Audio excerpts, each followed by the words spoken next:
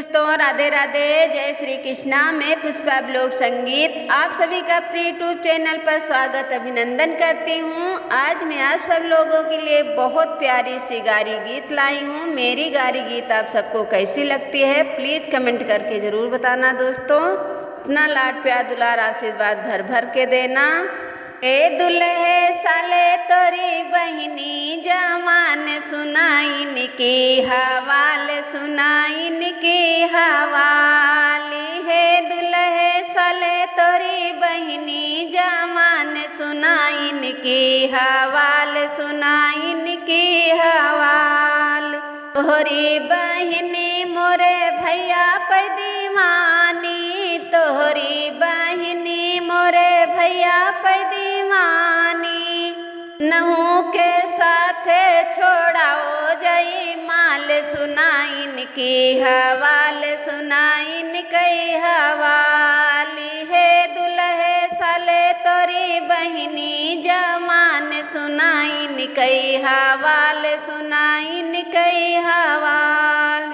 तोहरी बहिनी हमरे धोबिया पे दीवानी, तोहरी बहिनी मोरे नौआ के दीवानी। नऊ के साथे करहो सिंदूर दान, सुनाइन की हवाल, सुनाइन की हवाली। वनहू के साथे करहो सिंदूर दान, सुनाइन की हवाल, सुनाइन की हवाल। ए दुल्हे साले तोरी बहिनी जमान सुनाइन की हवाल, सुनाइन की हवाल। तोहरी बहिनी हमरे हर वहवा के दीवानी, तोहरी बहिनी हमरे हर वहवा के दीवानी। नहू के सथवा बीताई सारी रात, सुनाइन की हवाल, सुनाइन की हवाली। वनहू के साथ बीताई सारी रात, सुनाइन की हवाल, सुनाइन की हवाली। ए दुल्हे साले तोरी बहिनी जमान सुनाइन की हवाल, सुनाइन की हवाल।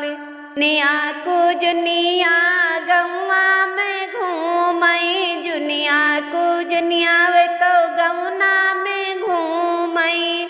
रोजई सड़किया पै करली बवाल, सुनाइन की हवाल, सुनाइन की हवाली। रोजई सड़किया पै करली बवाल, सुनाइन की हवाल, सुनाइन की हवाल। ए दुल्हे साले तोरी बहिनी जमान सुनाइन की हवाल, सुनाइन की हवाली। है दुल्हे साले तोरी बहिनी जमान सुनाइन की हवाल, सुनाइन की हवाल।